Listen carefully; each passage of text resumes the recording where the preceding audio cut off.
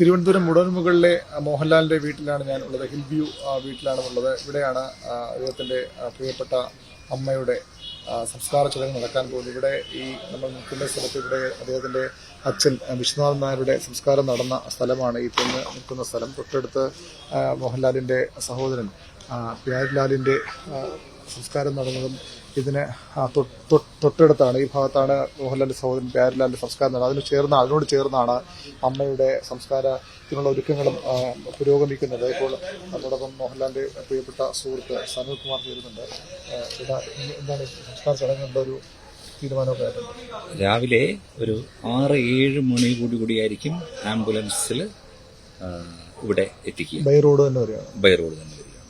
പിന്നെ അത് ട്രാഫിക്കിന്റെ ഒരു സമയം നമുക്കറിയില്ല. അപ്പോൾ മിനിസ്റ്റേഴ്സ് ഉൾപ്പെടെ വിളിച്ച് പോലീസ് എസ്കോർട്ടൊക്കെ പറഞ്ഞെങ്കിൽ നമ്മളതൊന്നും വേണ്ട എന്നുള്ളതാണ്. അത് അമ്മ സാധാരണ വരുന്ന പോലെ വരട്ടെ എന്നുള്ളൊരു തീരുമാനമാണ് എടുത്തിരിക്കുന്നത്.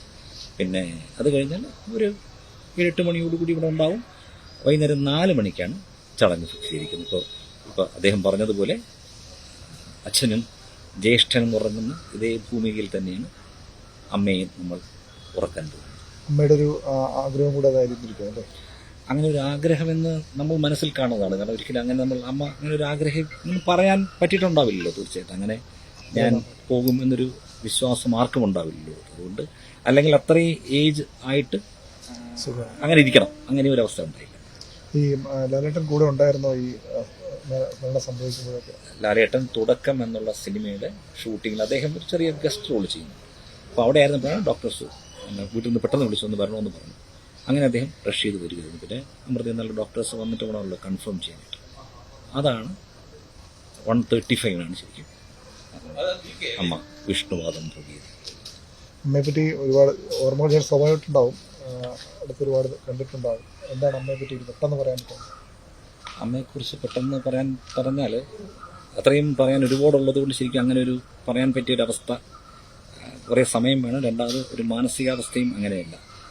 അതായത് ലാലേട്ടൻ്റെ ഒരു തിരുവനന്തപുരത്തെ അഭാവത്തിൽ ഞാനൊരു മകനായി തന്നെയാണ് അമ്മയോടൊപ്പം എത്രയോ വർഷം ഈ വീട്ടിൽ ഭക്ഷണം കഴിച്ച് അമ്മയോടൊപ്പം കളിച്ച് ചിരിച്ച് ഇരുന്നത്.